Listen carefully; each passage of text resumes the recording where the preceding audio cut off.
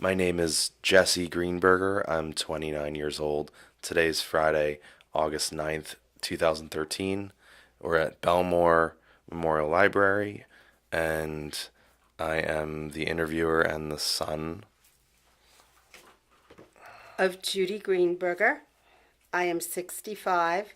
Today is Friday, August 9th, 2013, at Bellmore Memorial Library, and my son Jesse is interviewing me regarding the storm. I figured we would start with just a basic narrative of your experience during the storm, starting with the evacuation order and how you dealt with that. I knew something was coming. I felt it. I had a client Thursday night who walked in and said the superstorm is coming. And I knew nothing of what he was talking about, but he was so riveting in what he said, he scared me. And I went to work Friday and canceled all of my errands that I needed to do and went and got batteries. I started to get ready. And then I canceled everything I was going to do Saturday. I had dinner planned Saturday night. And I stayed in the house. I did laundry. I got candles out. I did everything. I thought I was in top-notch shape, that I had done it all. And that's how the prelude of this started. So I planned to evacuate before it was even ordered. I planned on Sunday that I would be out of there. And I think I had called you to see about staying with you, and I ended up going to David and Heidi's. Yeah, and you My discouraged grandchildren. me from going to work also. I remember that, Uh-huh. but I had to go anyway. Right, yeah, I was scared that you would be out. So, what made you decide to go to Manhattan to ride out the storm? Nothing more or less than I thought it would be a good visit with my grandchildren. And when it was over, I would get back on the train and go home. But getting back wasn't so easy. No, and then there was the power failure at David's house. That's my son and daughter-in-law Heidi. I was there Saturday, no, sorry, this is Sunday, into Monday. Monday night the storm was, and then all of a sudden there was a warning there, because we were watching it on television, that there might be a power failure in Manhattan, and all of a sudden it went dark in the apartment. Right. It was Then, everywhere below 14th Street or 23rd Street, I think. correct. Can't remember. And then someone had to go to the bathroom, and we realized that the water wasn't working either. So what we had done is that we had poured water. I had asked people what to do. I had poured water into the bathtub, thinking that this is probably good prep work. It just all seemed surreal. But I did forget to mention one thing, that in going to dinner, it was really a miracle Saturday night, because I went to dinner at a restaurant right on the block where all of this happened, and I wasn't sure about what to do with my car. And everyone said, leave your car in the garage because it's safest there. And I met the owner of the marina, the daughter, and she looked like she was a different person. I didn't even recognize her. That's how stressed she was. And she said, Judy, we're going to lose everything. And the more I heard this, the more I knew something horrific was coming. And she said, I wouldn't leave my car in the garage. Leave it near Sunrise Highway so that when it's over, you can just, I remember the words, flit around if you had gas. Yeah, so that's how it all began. And how did you first hear about conditions at your house or near your house? I called my neighbor, Richard Landau, and we've been neighbors since 1974.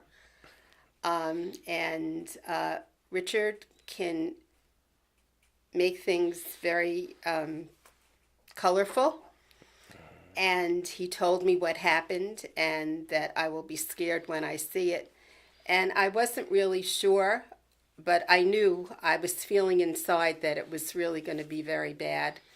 And I planned to go there. I couldn't get back to the house because we had to move. I had to move from David's house to my sister's house uptown because she had power. There it was like nothing happened. And then I needed to drive back because the railroad wasn't working. My whole idea about Right. just getting on And a train. and the tunnels were flooded. Right, yeah. All my Yeah. ideas were just for naught. So where were you when you had this conversation with Richard? I was probably at David's house, I believe. Okay. I'm not, yeah, because we spent one extra day there. They didn't know what to do because they have two little kids about moving, where to go. And how many days were you marooned in Manhattan? I didn't get back to Merrick until Thursday. And what was the first visit back like? Who were you with? My sister, Fran, and Bill, my brother-in-law, and my son, David. And I was very stressed. Very stressed. I don't think anybody really could deal. I don't know. They really didn't talk about it that much. And my son was on a business call in the back seat there. I was sitting there, and I was just going off into what I was going to find there. And I remember going down Hewlett Avenue. Well, not even going down Hewlett Avenue. We couldn't get to Hewlett Avenue the regular way. All the regular ways were blocked. So we had to go navigate around just until we could work our way down to near the house. What sort of debris did you see on the way down to the house? No, when you got down to Hewlett and Bayberry, where I am, on the corner where the stop sign is, was a boat on its side. And when I saw that, I knew I was in deep Deep water. deep water. And we parked past the house, past that block, and we got out, and, well, I got out. They got out slowly. I got out and started running. I remember it. I started running. And I remember I couldn't breathe. It was like, oh my God, oh my God. Because there were 3 boats on my lawn. There were poles all over. There was part of a dock on my lawn. I have pictures of all of it. And I opened the door to the front and I walked in, and I remember it was so surreal. The smell was horrible because the flood had a smell. And even now, if I sometimes think I'm smelling it, it's like it's burned into my memory. And sometimes I feel like I'm touching it. If I touch a rug. And I walked in and I said, gee, this isn't too bad. Because things had floated in the den and moved around. But basically, it looked regular. And in my magical thinking of the moment, I said, gee, that's not too bad. And then it was a miracle because Colin Thompson, my contractor, Richard, my neighbor, got Colin for me. He said, I hired Colin. I told him that you might want him. I said, I want him. And I'm telling you, some universal spirit was watching me because I got there about 11:30 and then Colin was there by 12:30. And then Universal Appliance was there because of just the way it connected. I called Universe. I said, I have no heating. I have nothing. There's somebody in your area. We'll send them right over. And it was like a miracle because it was after that everything got ugly. Well, things I don't were think people in knew chaos. how ugly Yeah. it was at that moment Yeah, in the time. gas lines and And then everything. Colin walked in and he looks around and he goes, not bad. And 2 days later, they were ripping walls out. But somehow in my mind, I thought not bad meant, we could take a blow dryer and put everything back together again. Describe what the first floor of your house looked like before any work was done. Just The the garage? first trip through. The garage was the most unbelievable sight. You probably remember that. That was the most unbelievable sight, I think, in my life. In my garage was stuff that I brought back when my mother died because I brought her home with me. And I had boxes and boxes of her stuff, and that took the first hit because that's where the water came in. Then I had a garage that when people would come in, they would say, you better start cleaning out now because you're never going to be able to move out of here if you don't start. You have about 10 years worth of work here. That's how crowded my garage was. Would you agree? That sounds about right. And it all floated to the top. Whatever the water did to it, it floated and landed, right? And I looked at it and I wasn't sure how anybody could ever make sense out of that. Except that I saw once Colin came in with his men, it was like a dumpster. It was like human dumpsters. People just grabbing stuff and throwing it outside. And that's pretty much how it all started. And then he started to take the walls down. And I think that was really I think I was numb by then because I really thought I somehow, the den looked okay except for the smell and a few things. So I thought, okay. And how high did the water get in our house? About 2.5, 3 feet. So the first floor was totally ruined. Totaled. And there was no power, so you couldn't stay there initially. So how did you deal with that? I remember that you some strangers let you stay with them. I was and the friends. gypsy. Yeah. I was the gypsy. The first weekend, my friend Chris, my new friend from New Zealand, Trip, came out and helped me. My sister helped me. And I kept going back to my sister's apartment. Then a friend from Merrick let me stay there one night. That's all they would let me stay there. And I kept running back to the city. I don't know how I did it, but I did. You do what you have to do because something was taking me. I don't know how I did it looking back. I would just it was like a machine. Get up, go to Penn Station, and there were no trains, if you remember. The trains were not regular. You had to go, there were special schedules. And I would go back and forth. And then Merrick Jewish Center had this email that if people had a problem about where to stay. So I contacted the rabbi. I sent an email, I need a place. And then somebody from the congregation who I knew years ago allowed me to stay there. And I stayed there, I think 4 nights, 3 or 4 nights, which saved the day because a lot of it had to be coordinated with the things that were going on. Right, like the contractors and the repair people showing up. Right, but that was murder because the night of the election, I don't know what date that was, but whatever the election day was, I was flipping through the channels at my sister's house. And on the news, I saw a little bleep there, and I see people further talking about Merrick. And people are screaming at politicians. I didn't know what was going on. And they started talking about this inspection, that there was an inspection that had to be done. And if your box was under the water line, you were not going to get your power back. And I think that was the first time that I felt terrified. Up until then, I was really being carried by my own power. But that really scared me. So I got up. I actually stayed. I went back to Merrick, and I was staying at Helen's house that night in Merrick. And I got back, and that was the day of the snowstorm. And I sat there in the house, and by now the house, I think it was like a week and a half or 2 weeks, it was freezing in there. And after about 3 hours, I was ready to cry because my feet were really hurting me. And I went to Bagel Boss, came back after about an hour and a half and warming up, and there was a sign on my front door that that they had been there for the inspection, and I missed it. And then panic set in again. And I went on one of these missions, because I went on a lot of missions. That was the week, I don't know, that was the week that, I don't know, something carried me. I carried myself. I don't know, something happened to me. So I started combing the streets, but it was really pretty horrific because I wasn't the only one. People were in panics looking for these people who were doing the inspection.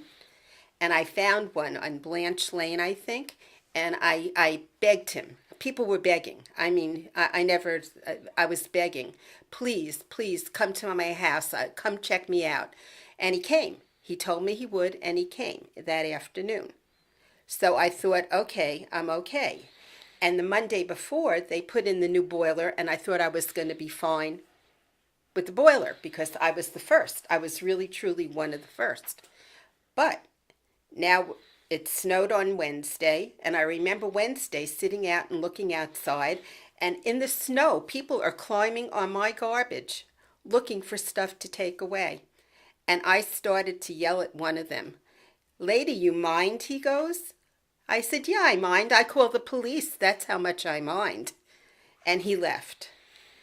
And finally, the guy came, did the inspection, and now I'm there working on doing pictures because I remember the pictures took the biggest hit. Pictures, medical records, everything was on the floor of the closet downstairs, and people would help me peel pictures apart. They're all over the front lawn, the bushes, wherever you could put them to help them dry out because in the house, nothing, Nothing to it was dry. freezing. So Wait, I just have one more thing to say because then on Friday, I was working in the house and it was about 4:30 and I was looking in the mirror where the landing is and all of a sudden I see lights go on and I start screaming to Colin, the power's back. My house was dark and panic again. Oh my God. He couldn't figure it out. He looked up at the wires. He said somebody cut them. I don't know why, but somebody cut them. Now what am I going to do? Panic. And I was staying at Helen's house in Merrick. So I got up very early Saturday morning, very early. I was panicked, really panicked. And I started driving the streets. And as I got closer to where the house is, I started going and asking people, anybody see a LIPA truck? Anybody see a LIPA truck? Anybody? Nobody. Then one woman up on like Hampton Way, she said, I think I've seen them near Newbridge. So I went up Newbridge Road, and there's a building there, which I forgot about, a LIPA National Grid building. And I pulled into the parking lot, and I sat there. And the minute I saw the truck pull in, I went running. And I don't know if I was crying or the guy knew I was pretty desperate. And I told him, I have no power. The whole peninsula has power. My house doesn't have power. That was Carl Hoops, the guy I invited to my gathering. He didn't show up, though. Too bad. He would have had a good time.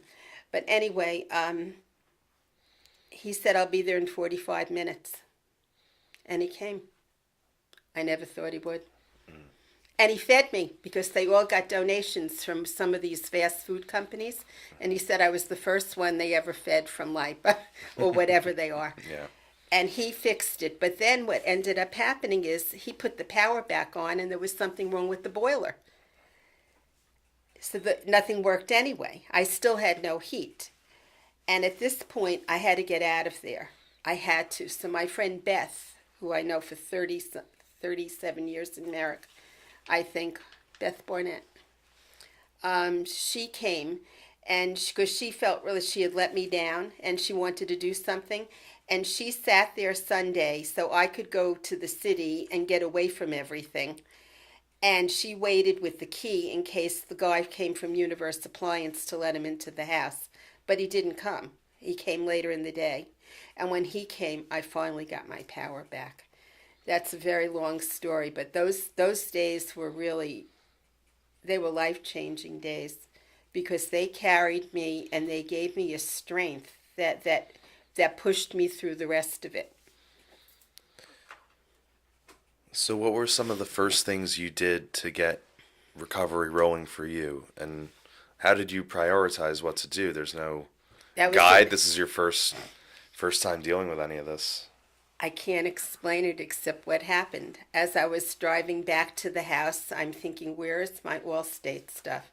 Somehow, I think either I got it ready before I left or I had it in a folder with all my bills in the back. And I had the flood insurance there, and I grabbed the policies, took it with me, and the one day that Fran and Bill said they couldn't take me back, I spent the whole afternoon on the phone, getting a claim number, and again, I was one of the first. And because I was so on top of it at the beginning, I didn't get affected by a lot of the chaos that followed it. Because I kept telling everybody, Allstate's just been wonderful, and people are looking at me like I have four heads. But at the beginning, they before they were exhausted by it, they were good. Everything was working. It was a miracle. And you mentioned trying to save all the photographs and the old birthday cards and stuff. What was the cleanup experience going through all the debris downstairs like? And what was some of the hardest stuff to part with? Oh my God. Going through the pictures was really difficult because it wasn't only going through the pictures, it was separating them because the water from the flood was sticky. It had a texture to it. And everything, you had to just very carefully unzip everything. And that was hard. And then I had, from my knee problem, I had this whole bunch of medical records that were down in the laundry room. That was totally destroyed. Peeling those apart and the letters so that I would have them if I ever needed reports, that was difficult. And my records. My records, for some reason, you were there, you saw, that destroyed me. Because my records represented my life and my youth. And all these jackets were gone. The records were pretty much saved. God bless Maria and Iris, my cleaning help friends, because they all are friends of the heart now. They cleaned every single one of them. I mean, we took every jacket off. We washed every record, and all the records are there, and all the jackets went, and I think that was the most painful part because you could remember how old you were and who was popular then and what you were doing then. It was really, the whole thing was a life review. But your coming to help me was one of my highlights. Highlights? Yeah, that we were so close. That we could share it, that you cried with me outside the house because it was your birth house. You grew up there. Yeah. It brought me much closer to you. Even though I've always felt that way, it did. And it was also, I don't know, meant to be or whatever, that you and I ended up packing up all of Grandma Evelyn's stuff when she passed away, and then we had to sift through all that stuff again together and throw it all out. So that was. You think that's a coincidence? I don't know about that. I don't. But the significance is not lost upon me. I don't know how else to say it. That was hard. It was almost like a joke. I felt like my mother was. I don't know. I felt like my mother was laughing in some way. That Judy, you schlepped it all the way from Florida. Now you're going to throw it out in the pile. It was like, it was really a story about letting go. That everything is impermanent. Yeah. Everything. But Grandma was a bit of a saver as well. It turned out that she had every birthday card, every Mother's Day card that we gave her, and that was nice to try to save those, try them out. And I didn't know how sentimental she was. Yeah, she never really talked about it, but she that on. was. I even found cards from my grandmother. It's like. So in the end, I must say this because I don't know if it'll come up later. As horrible and as difficult as it was, there were things that happened around this flood and this story that were life-changing in a positive way. And it was like a cleaning out. It was like the blending of time, of letting go of the past and moving into the beginning of a new cycle. But in that middle part of holding it all together, it was really, I don't know, it was really awesome. I don't have another word, awesome. I was going to get to that towards the end. But Well, we can get back to it. You know I like to stay in that spot. Okay. The Well, awe. you mentioned dealing with the insurance companies, and it sounds like your experience was kind of anomalous compared to everyone else's. So is all that dealt with for you? Is it still ongoing? I remember we had to write down and catalog everything, and how that was such a huge ordeal, room by room. Doing the insurance was really very challenging, even when they were nice, because so many things happened around the insurance, different adjusters who told me different things. And then one adjuster would say that they disagreed, and that became it deteriorated as we got into the winter, because this guy Jason Walls, he was a nice guy. He was at the beginning. He told me this, that, and the other, and it was really very helpful. But then as we got to more and more of them, they must have been getting tired and getting instructions that, oh, no, no, no, no. And as that changed, I felt like my back was up against the wall. And the structural part was pretty much taken care of. That was kind of black and white, what FEMA will cover and what they won't. And the content was kind of more gray.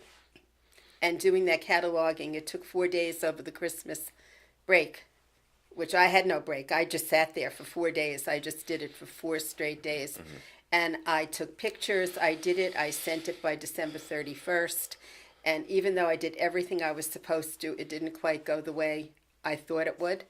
And at one point in, I think it was March, one of the adjusters said that they were going to, I had listed my grandmother's dresser, which had gotten, the wood got eaten away and the drawers wouldn't open because from the salt water everything bowed. So I had it taken away to repair, and I was told that they would pay for it. And this woman said, you listed it as an antique, and we're not going to pay for it because now it's going into into your art collection Category. category. Yeah. And when I heard that, she blew my circuits. Because up until then I was okay, because I would never ever have. She made it sound like I was trying to trick them, but I wanted them to know why I was repairing this, that it was a very old dresser that was old and it had value, not because it was an antique, because it was my grandmother's dresser that I held on to. And it was at that point that I had another surge of whatever this power was in me, a surge that I had to do something to protect myself again.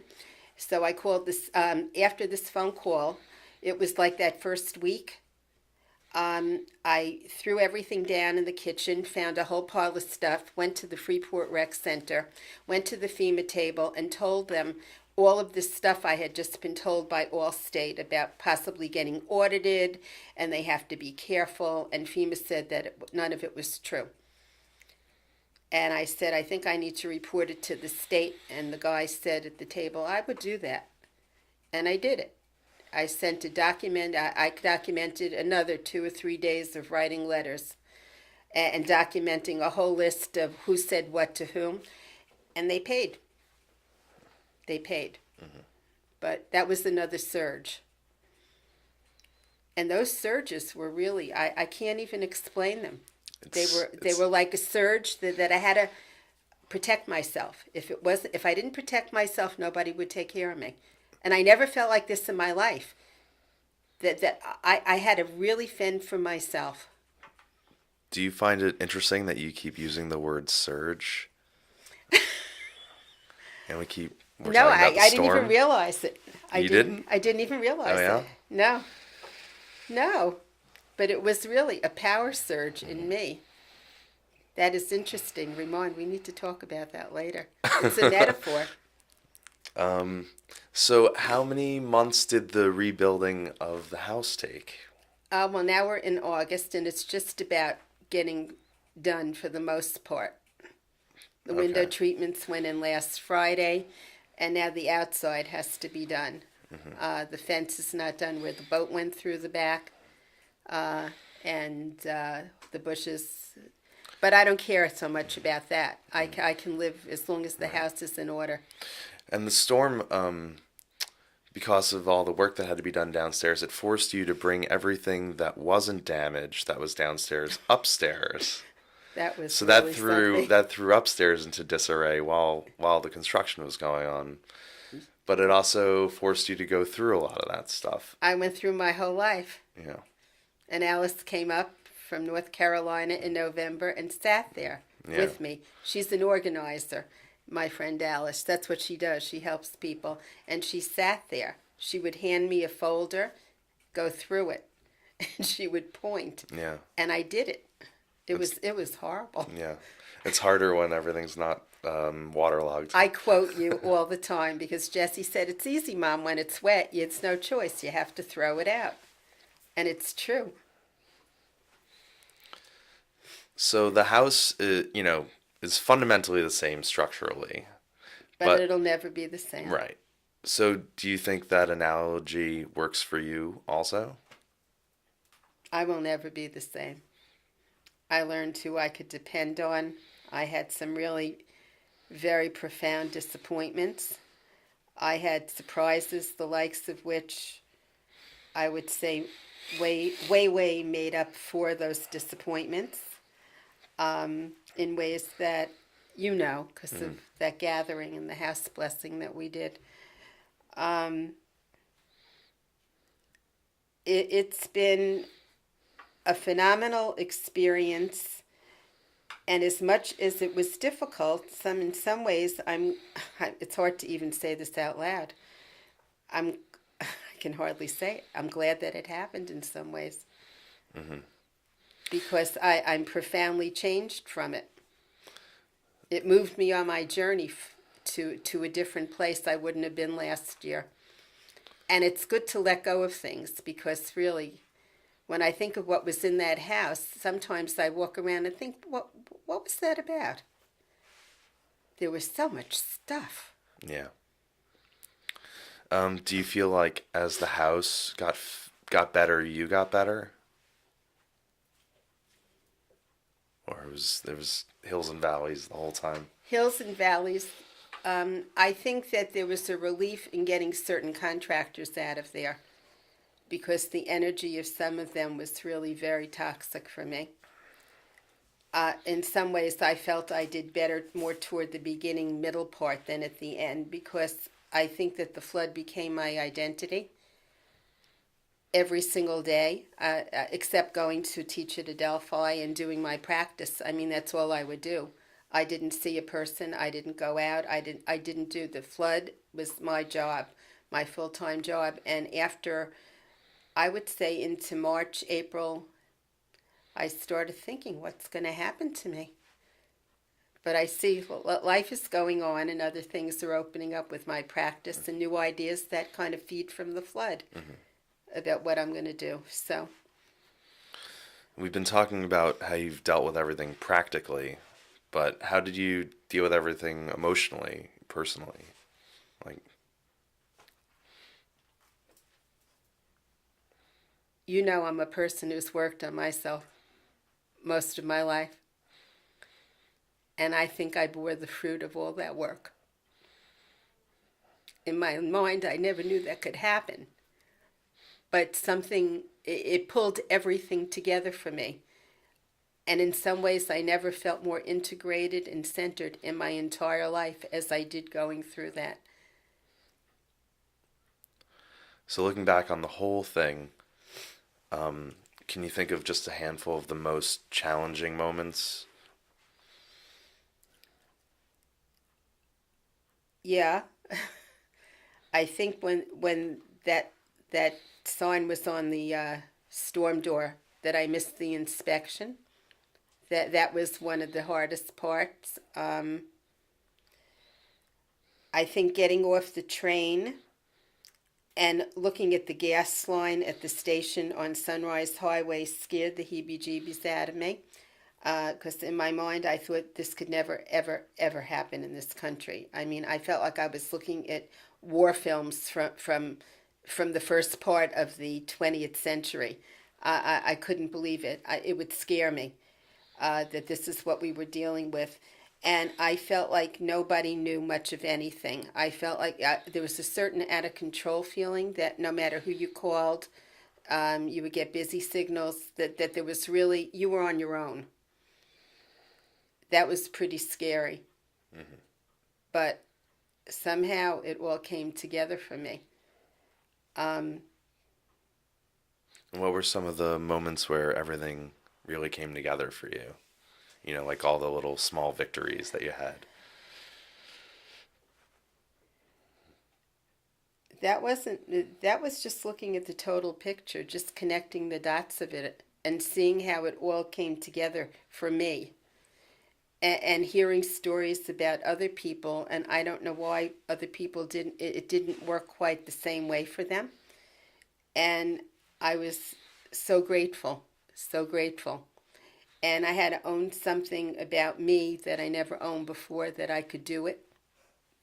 And I don't really think I ever knew that I could do it in the way that I could do it. And from knowing that, it was a feeling that I could really take care of myself, which I don't think I ever knew in that kind of a way. And that I would always do that. It made me feel that I had to become more important in the equation of my life, because survival, that's what I learned about survival.